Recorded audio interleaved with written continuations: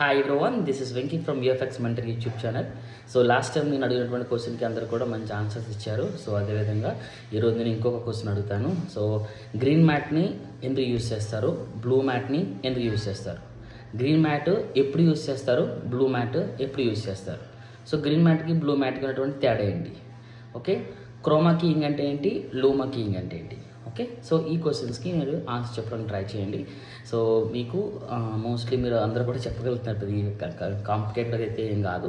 So interaction అయితే బాగుంటుందని చెప్పి ఇలా ప్లాన్ చేద్దాం. సో అదేవిధంగా సో లాస్ట్ టైం అడిగినటువంటి క్వశ్చన్ కూడా ఆన్సర్ కూడా కరెక్ట్ అయిన ఆన్సర్ చెప్పారు. సో డీఫోకస్ అనేది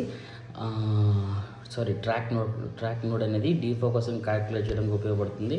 అదేవిధంగా కలర్స్ ఎందుకు వేరియేషన్స్ క్రియేట్ చేస్తారంటే ఈజీగా మనం ఆ యొక్క మ్యాట్ నుంచి రిమూవ్ చేయడం కోసం.